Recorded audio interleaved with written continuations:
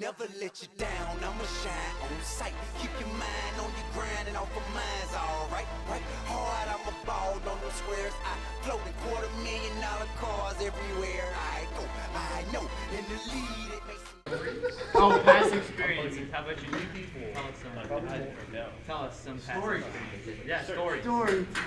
Interesting stories. Story time. About what? I love stories. Tell us about when you graduated college when you were like 17.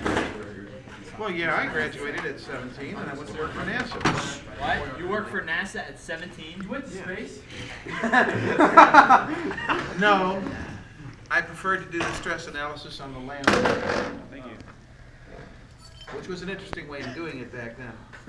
Nowadays, everything is done through CAD and computer models.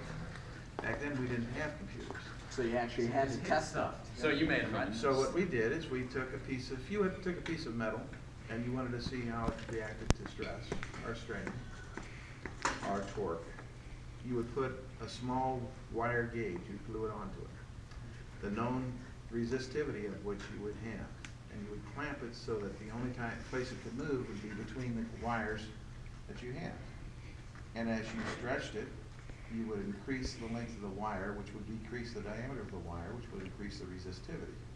And you had a chart that you would look at, and when you increase the resistivity, you knew what the actual amount of ergs were used in order to change the actual elongation factor of the metal.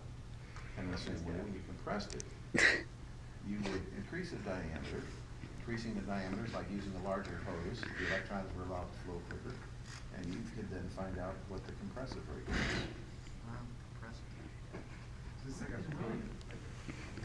This sounds painful. No, in actuality, the legs of the lunar lander were made of honeycomb gold.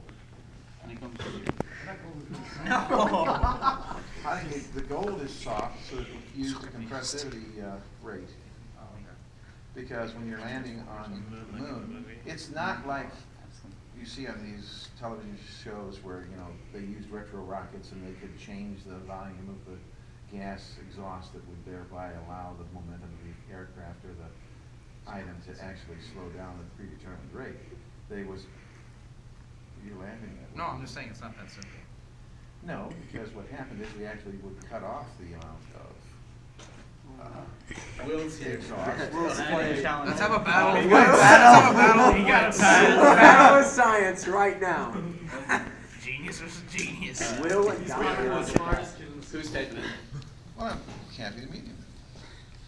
And what would happen is when it collapsed, a certain amount of it would compress. If you've seen cardboard that they have, are the same thing with bubble wrap. Just a crunch zone. It's like a crunch zone. But you had to predetermine it. And the other fun thing, put the iPhone away.